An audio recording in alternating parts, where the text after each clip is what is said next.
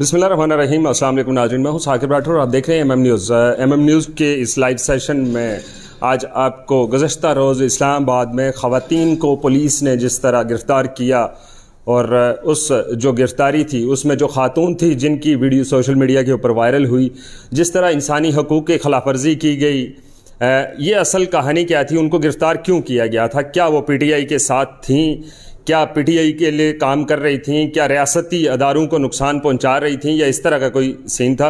वो खातून आज हमारे साथ मौजूद हैं और उसके साथ साथ हमारे साथ मौजूद हैं पाकिस्तान तहरीक इंसाफ की जो लॉयर विंग है उससे ताल्लुक़ रखते हैं खालिद साहब। अस्सलाम वालेकुम। जी वालेकुम। सबसे पहले तो आप तारुफ अपना करवा दीजिए। जी, मेरा नाम माविश है और मैं एक आम पाकिस्तानी शहरी हूँ। ना मेरा किसी पॉलिटिक्स से कोई ताल्लुक़ नहीं है, मेरे पास ना कोई ओहदा है। मैं सिर्फ पाकिस्तान के लिए वहाँ खड़ी भी थी कि मेरा पाकिस्तान जो है वो जिस हाल में पहुँच चुका है, तो मैं अपने पाकिस्तान के लिए हमेशा से निकलती रही हूँ, ख़ास तौर पर रिजीम चेंज के बाद। तो रिजीम चेंज के बाद मेरा ख्याल है कि 22-23 करोड़ अवाम जाग उठी है, खान साहब ने उसको जगा दिया है, तो मैं उसी का हिस्सा थी। और मैं जब भी खान साहब की कॉल आई, खान साहब कभी जब खान साहब पे अटैक हुआ तो मैं कचहरी भी निकली, मुझे रबर बुलेट भी लगी, डायरेक्ट रबर बुलेट मुझे हिट की, मैंने शेल्स भी खाए। फिर दोबारा से जब खान साहब इधर आए कॉम्प्लेक्स, जब भी मैंने शेल्स खाए, मैं खान साहब की गाड़ी के पास थी। मैं अपने तौर पे वहाँ जाती हूँ, मैं खान साहब के लिए जाती हूँ, बीइंग अ पाकिस्तानी वहाँ जाती हूँ। मुझे पॉलिटिक्स में अगर आना होता तो मुझे बहुत लोगों ने कहा शायद तुम्हें पॉलिटिक्स में आने का शौक है। मैंने कहा मुझे पॉलिटिक्स में कोई आने का शौक नहीं है। मुझे 2013 में भी ऑफर हुई थी, अगर यही बात होती तो मैं तो आ चुकी होती पॉलिटिक्स में। लेकिन मेरा क्या हुआ कि कल आपको जिस तरह उन्होंने एक बड़ी बेरहमी से गिरफ्तार किया, जब आप बता भी रही थी और वहां पे उन लोगों को कि मैं एक पाकिस्तानी हूं, मेरा इससे कोई ताल्लुक नहीं है, ये गिरफ्तारी का जो सारा वक़ूआ था ये कैसे पेश आया? हुआ ये था कि जब रैली का एंड हो रहा था तो हम वहाँ सब खड़े हुए थे और उसके बाद मुझे आके अचानक ही मुझे लेफ्ट साइड से एक पुलिस लेडी थी, उसने पकड़ लिया। जब उसने पकड़ा तो मैंने कहा मुझे तुम क्यों पकड़ी हो, किस लिए पकड़ी हो, मैं तो यहाँ आराम से खड़ी हूँ, मेरे पास ऐसा क्या है। तो एकदम मैं पुश करके वहाँ से निकल गई। जैसे ही मैं निकली हूँ तो मीडिया ने मुझे घेर लिया।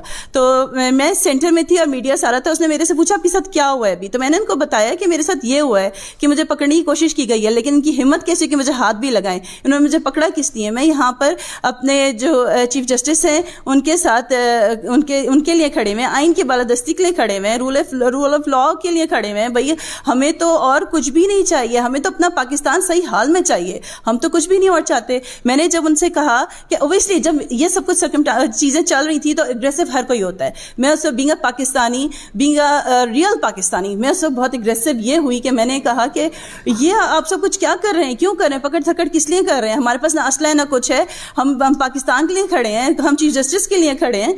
तो लेकिन फिर उन्होंने मुझे पीछे से आवाज आई किसी पुलिस ऑफिसर की, इस लड़की को पकड़ लो, इसको पकड़ो।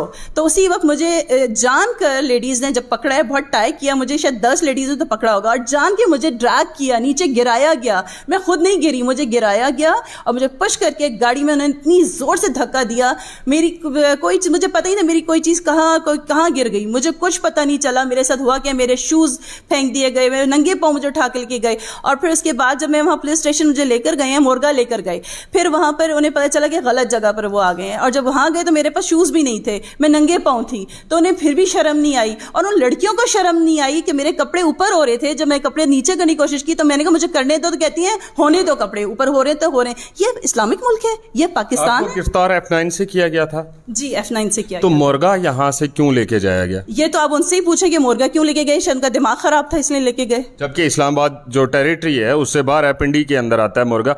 क्या आप समझती हैं कि पढ़े लिखे एक आम बाशऊर पाकिस्तानी की हैसियत से कि ये इंसानी हकूक की खिलाफ वर्जी नहीं हो रही? इंसानी हकूक की तो खिलाफ वर्जी अरसे से करते आ रहे हैं। इन्होंने तो दहशत गर्दों को पकड़ना था, पढ़े लिखे लोगों को पकड़ना शुरू हो गए हैं, और हम जैसे नोबल हम लेडीज को पकड़ना शुरू हो गए हैं जो हाउस वाइफ हैं या जॉब्स कर रही हैं। हम लोग तो एक बहुत ज्यादा महज़ब खानदान से ताल्लुक रखते हैं, ये हमारे साथ चीजें होंगी तो हम तो ये टॉलरेट नहीं कर सकते ना। पाकिस्तान के अंदर आप रूल ऑफ लॉ की बात करती हैं, पाकिस्तान के अंदर इससे कबल भी रूल ऑफ लॉ का कोई कहीं वजूद नज़र नहीं आता था। हम इस्लामाबाद के शहरी हैं, इस्लामाबाद के अंदर गुज़श्ता जो साल गुजरा इसके अंदर बहुत सारे कत्ल हुए, राज़नियाँ हुई, डकैतियाँ हुई, लेकिन पुलिस उसकी तरफ नहीं जा रही और सियासी कारकुनान को गिरफ्तार कर रही है। आप नहीं समझती हैं कि ये जो पुलिस है हमारी इस्लामाबाद की, ये कहीं किसी सियासी जमात का अस्करी विंग तो नहीं बनने जा रही?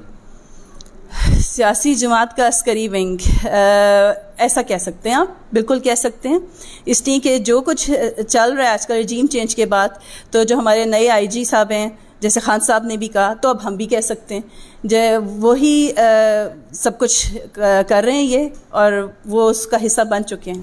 بین الاقوامی جو برادری ہے ہماری، جو عالمی دنیا ہے، وہ انسانی حقوق کے اوپر چیخنا چلانا شروع کر دیتے ہیں کہ پاکستان میں خواتین کے اوپر ظلم ہو گیا ہے۔ کیا گزشتہ روز جو کچھ ہوا یا اس سے قبل جو جوڈیشل کمپلیکس میں ہوا، اس کے اوپر عالمی برادری کیوں خاموش ہے، یا انسانی حقوق کی جو پاکستان میں تنظیمیں کام کرتی ہیں وہ کیوں خاموش؟ اس کی وجہ آپ کو اچھی طرح پتہ ہے کہ ان کے جو یہ جس طرح سے چاہتے ہیں اور اس طرح سے سب کو چلانا چاہتے ہیں، یہ ہر جگہ اپنے جو ہماری ٹیکسز کھاتے ہیں اور وہی ٹیکسز ہمارے پیسے وہ ان پر لگا دیتے ہیں ہر چیز کو روکنے کے لیے، تاکہ ہائی لائٹ نہ کیا جائے۔ خان صاحب کے جو کارکنان ہیں یا ان کے کہوں گی، مجھے کارکن کا لفظ پسند نہیں ہے، میں ایک پاکستانی ہوں، مجھے پاکستانی ہی کہا جائے اور مجھے خان صاحب کا چاہنے والا کہا جائے، پاکستان کا چاہنے والا کہا جائے۔ میں نہیں، ویسے میں ایک بات بتاؤں، مجھے اس وقت سے یہ چل رہی خان صاحب کارکن، آئی ایم ناٹ کارکن، I don't know what is the meaning of کارکن۔ مجھے پتا ہے میں ایک پاکستانی ہوں، میں خان صاحب کو، میں پاکستان سے بے حد پیار کرتی ہوں، پاکستان کی عوام سے اور خان صاحب سے پیار کرنے کی وجہ تو ایک پہلے ورلڈ کپ بھی تھا، دوسری وجہ سب سے پہلے جب میں چھوٹی تھی تو میں نے خان صاحب کے لیے بہت زیادہ کام کیا، جب ان کا یہ ہاسپٹل سٹارٹ ہوا تھا تو اس کے لیے میں نے بہت زیادہ ٹکٹس وغیرہ سیل کیے تھے۔ پھر اس کے بعد میرے اندر ایک جذبہ ہو گیا، مجھے خان صاحب سے محبت ہونی شروع ہوئی کہ یہ وہ انسان ہے کہ جو ہمارے لیے سوچ رہا ہے، غریبوں کے لیے سوچ رہا ہے۔ تو اس وقت سے ایک جذبہ میرے خیال ہے ہر پاکستانی بیدار ہونا شروع ہو گیا تھا۔ اس کے بعد جو انہوں نے کیا ہیلتھ کارڈ کا کیا، انہوں نے جو کچھ ہمارے لیے کیا، پاکستانیوں کے لیے کیا، اور بہت سے لوگوں کے علاج بھی ہوئے، اور آپ کو خود پتہ ہے پوری لسٹ ہے خان صاحب نے کیا کیا کیا ہے۔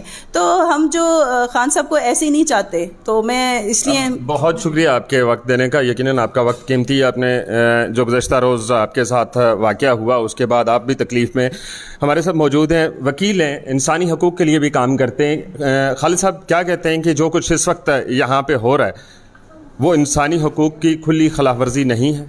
دیکھیں، جس وقت طرح کی صورتحال آپ نے دیکھی، ابھی ایک وکٹم نے آپ کے سامنے ایک صورتحال بیان کی ہے۔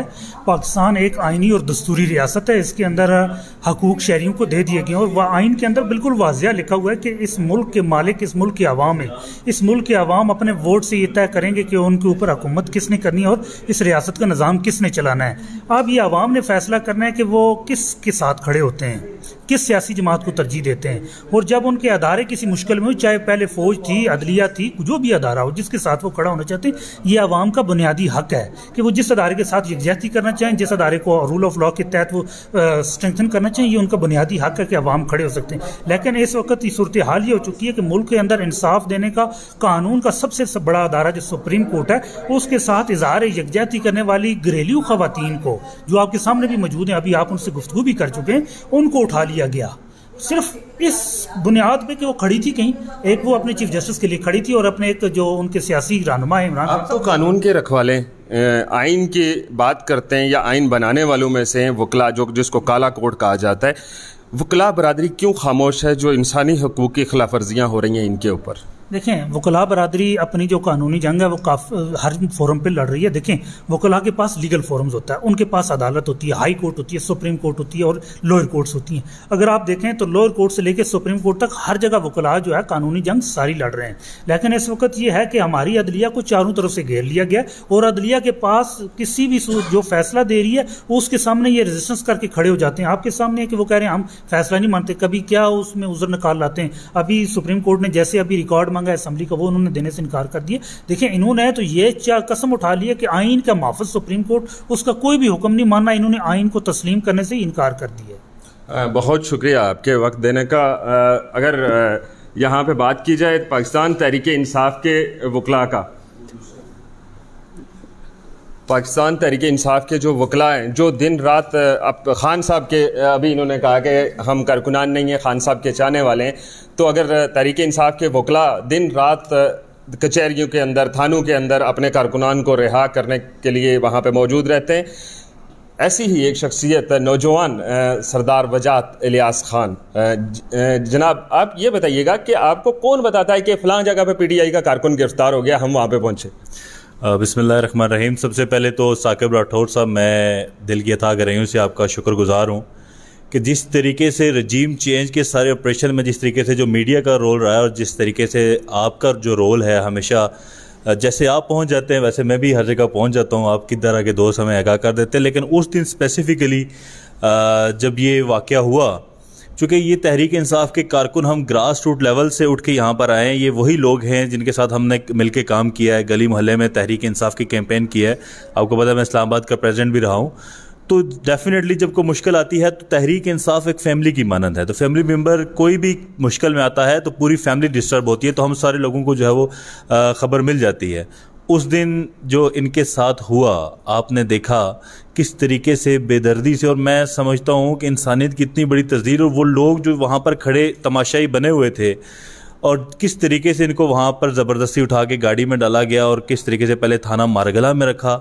اور بارہا ہم پوچھتے رہے, یہ خالد صاحب نے جیسے بتایا یہ وہاں پر موجود تھے ہم سارے لوگ, ہم ان سے بارہا پوچھتے رہے کہ کس جرم میں اٹھایا, تو وہ کہتے رہے اوپر سے آرڈر ہے. یہ اوپر ہم نے تو سنا تھا کہ اوپر تو رب کی ذات ہے, اس کے علاوہ کون لوگ ہیں جو اوپر سے آرڈر بھیج رہے ہیں؟ ہم بھی یہی ان سے پوچھتے تھے کہ اوپر تو ہمارے ایمان کے مطابق تو اوپر اللہ ہے, لیکن یہاں پر کچھ لوگ جو خدائی کا دعویٰ کر رہے ہیں, جو اس وقت بادشاہت کا دعویٰ کر رہے ہیں, وہ اس سسٹم پورے نظام کو اگر میں اوپنلی کہوں تو انٹیریئر منسٹر اسپیشلی وہ اس میں انوالو تھے, اور وہ وہاں اوپر سے ان کو کہہ رہے جی ہمارے اوپر سے آرڈر ہے.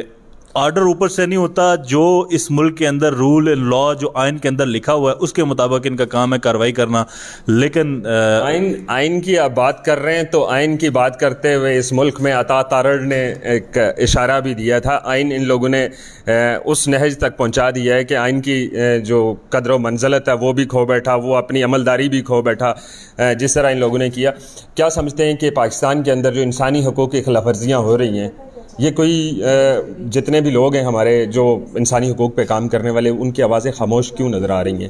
جن کو کہیں پہ کسی بچے کو تھپڑ لگتا تھا, کسی خاتون کے سر سے چادر اترتی تھی تو وہ لوگ سڑکوں پہ نکل آتے تھے, کچھ مشل بردار ریلیاں نکالی جاتی تھی. آج اگر کسی سیاسی جماعت کے کارکنان ہیں یا خان کے چاہنے والے ہیں یا دیگر لوگ ہیں, ان کی خلاف ورزیاں ہو رہی ہیں تو یہ خاموش کیوں ہیں؟ بالکل آپ صحیح کہہ رہے ہیں کہ یہ ایک المیہ ہے اس معاشرے کا کہ یہ لوگ چڑھتے سورج کے پجاری ہیں, اور جو لوگ اقتدار میں ہوتے ہیں صرف ان کے حق میں ریلیاں نکالی جاتی ہیں. اور بالکل جس طریقے سے ہم ان کو کہتے تھے موم بتی مافیا, ہر جگہ یہ پہنچ جاتے تھے تصاویر لے کے اور بینرز لے کے, لیکن جس طریقے سے یہ ان کی خاموشی بھی ایک سوالیہ نشان ہے کہ یہ کیوں خاموش ہے.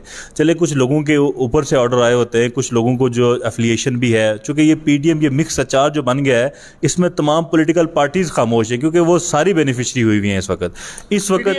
یا پولیٹیکل پارٹیز کی آپ بات کر رہے ہیں, میں پولیٹیکل پارٹیز کی بات نہیں کر رہا. وہ موم بتی مافیا جو ہمیں پریس کلب کے سامنے نظر آتا تھا, کہیں میریٹ سرینا کے سامنے نظر آتا تھا انسانی حقوق کی خلاف ورزی کے حوالے سے, آج وہ کہاں ہے؟ یہ تو خیر وہی بتا سکتے ہیں کہ وہ اس پہ خاموش کیوں ہیں, لیکن ہم بارہا دروازے ان کے بھی کھٹکھٹا رہے ہیں.